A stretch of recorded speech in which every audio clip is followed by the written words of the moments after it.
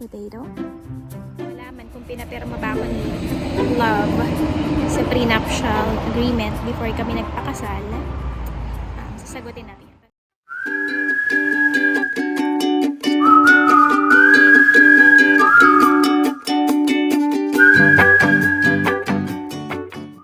Hi everyone! Welcome to Zeta's Mama and Dada's YouTube channel. So today is the 29th of May and currently it's 21 degrees Celsius. So warm pa rin naman ang weather. Nandito kami ngayon sa labas ng bahay.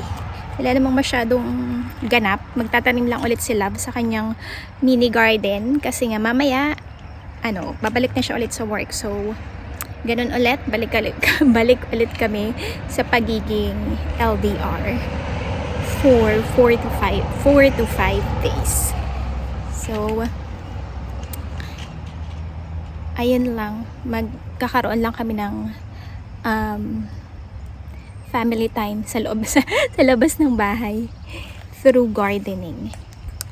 Ano lang naman kami, audience lang naman kami ni Zeta.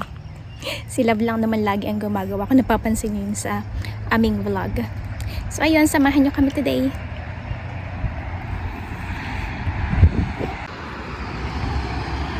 Love, Ano?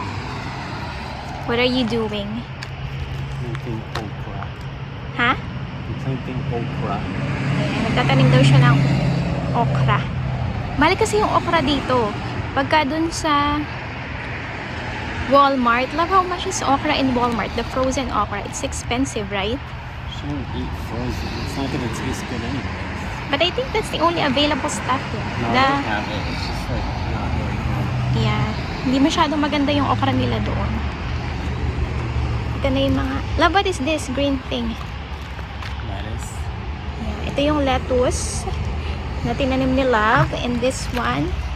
Love, what is this again? This one. Ha? This one? Mustard. Yan, yung mustard. Tapos,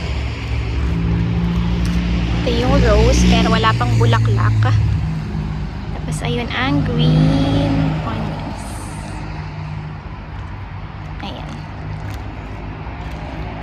Hindi ko alam kung anong status ng mga sunflower. Love, how about the sunflowers? Not yet? It's not yet growing. Huh? Where? Is that the sunflower? Maybe that. Ito mga weed. So, ayan yung sa labas ngayon. Walang masyadong sasakyan.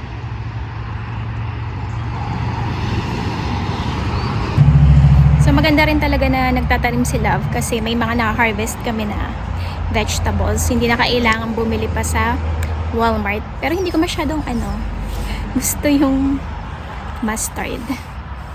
Is that mustard, Love? I forgot. I This is forgot. kale. There's another one pala. Kale daw. So, tingnan natin ang lettuce pagka lumaki na. Ay, pagka pwede nang i-harvest kung okay ba siya. Zeta? This is a potato. Potato? Ayan, meron pa rin daw palang potato. Pakita ko sa inyo.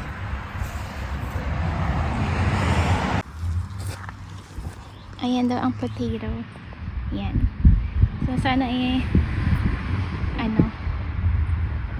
maging successful yung potato na yun. There's lots of potatoes.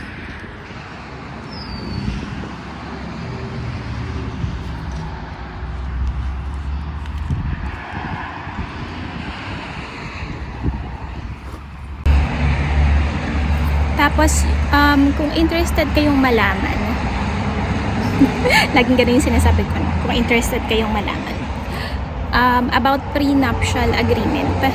Kasi parang, common siya dito sa United States, yung prenuptial agreement. Sa Pilipinas, hindi masyadong. Depende na lang kung talagang sobrang yaman mo. Pero dito sa US, parang hindi naman siya issue. And kung gusto niyong malaman kung pinapirma ba ako ni Love sa prenuptial agreement before kami nagpakasal, sasagutin natin yan. Tanungin natin si Richie. Pinaperma niya ba ako o hindi. Pero before yun, sa akin, kung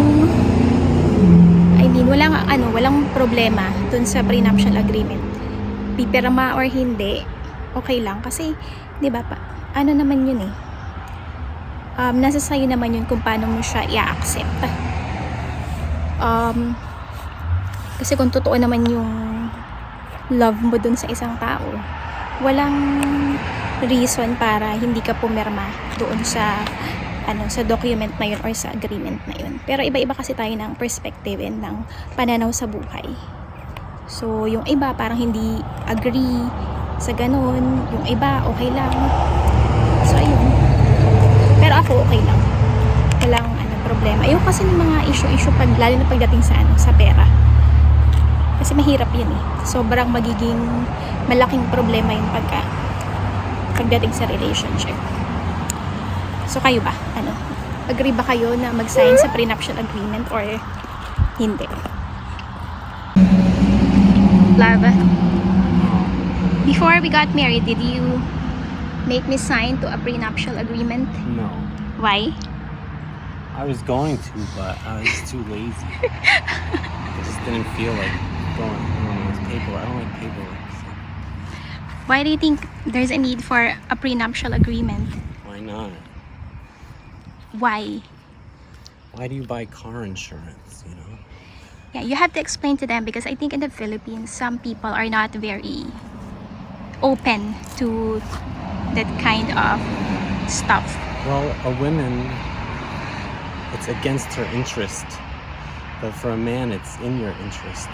So assuming you have the same interest is presumptuous. Do you think it would affect the relationship if the woman wouldn't sign the prenuptial agreement? Ours? No, if it's in general. What if a man would like the woman to sign the prenuptial agreement and then the woman disagreed? What's your opinion about it? It's none of my business. How about us? If you make me sign and then I don't sign, what are you gonna do? Say whatever, I don't care. You're just gonna marry me. Yeah. That's how much you love me. Okay, love, answer. Is that how much you love me? Yes, that's it. You're like... So, ayun, para naman parang wala lang din kay love. Pero, ayun nga, common siya dito eh.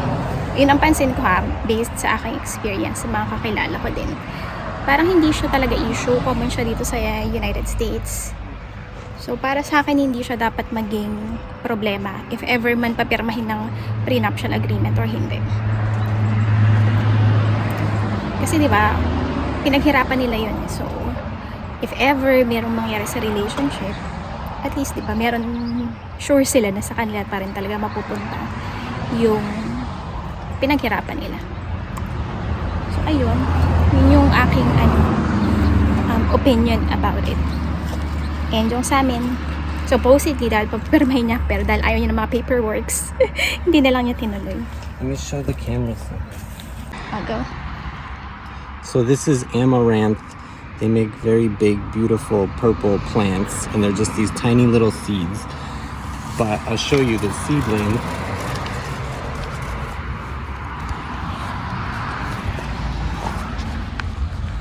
This is the seedling of the amaranth next to the sunflower. They make these very big, beautiful plants from these tiny little seedlings. And you don't even have to dig. You just drop them on the ground and they grow. If it's hot, it has to be hot. But you're probably in the Philippines where it's always hot, so they will grow. Inaantay lang namin na matapos si Love sa kanyang pagtatanim. Tapos papasok na rin kami. Tapos magluluto siya ng food for lunch/dinner niya. Kasi nga, after nun matutulog na siya. Hindi ko alam kung anong oras ba siya aalis mamaya. Mamayang gabi or siguro madaling araw. Depende. Nandun ulit yung tractor niya sa likod. Tractor, trailer. Love, What time are you going to leave later? Like midnight. Huh? Midnight? Midnight? Why do you always leave at midnight? Well, really, I leave at 1, but I'm always an hour late, so... Why? Is it better to drive at nighttime? It's a lot better. Ito yung kale.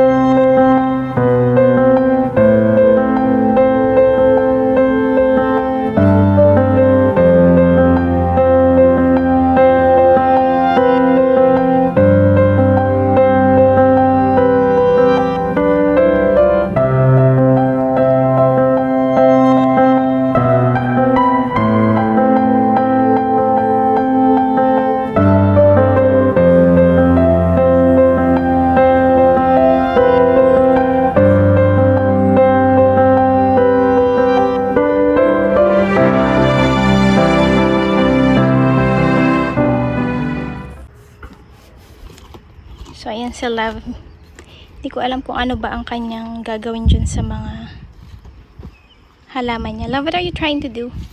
The sprinkler. Oh. Natakpan pala kasi yung mga sprinkler niya ng ano, mga gulay niya, mga halaman.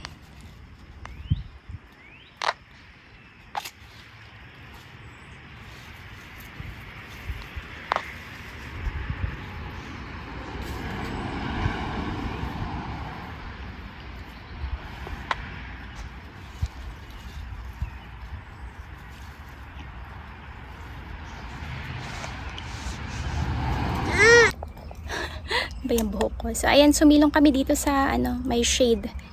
Medyo mainit kasi. Tapos si Zeta, ano, medyo, ano siya, wala sa mood. Naantok na siguro to. Baby, are you sleepy? Do you wanna take a nap? Ayan si Love. Yung puwet ni Love. Love, I'm showing them your puwet. Show them your harvest. Huh? Show them what you harvested. It's mustard. There's some radishes over there. Mustard is a cool plant because you get a lot of it, apparently. I never grew this before, but look at that. And this is just to fix the problem around the sprinkler. There's so much of this stuff. It's pretty cool.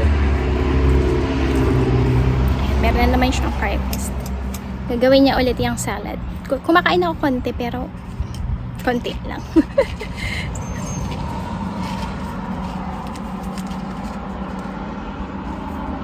Are you done, Love? So, ayun guys, papasok na pala kami sa loob ng aming bahay. Tapos na si Love. And yun lang, very short vlog lang ito. And share lang din namin sa inyo ang aming point of view about prenuptial agreement and kung pinapirma ba ako ni Love or hindi. So again, thank you so much for supporting Zeta's Mama and Dada's YouTube channel. See you again on our next vlog. Bye!